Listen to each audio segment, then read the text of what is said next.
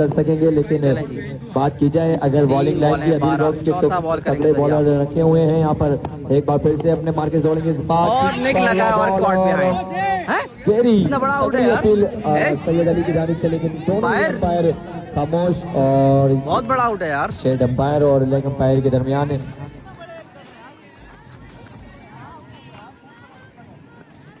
बहुत बड़ा आउट है यार। अंपायर का फैसला आना भी बाकी है।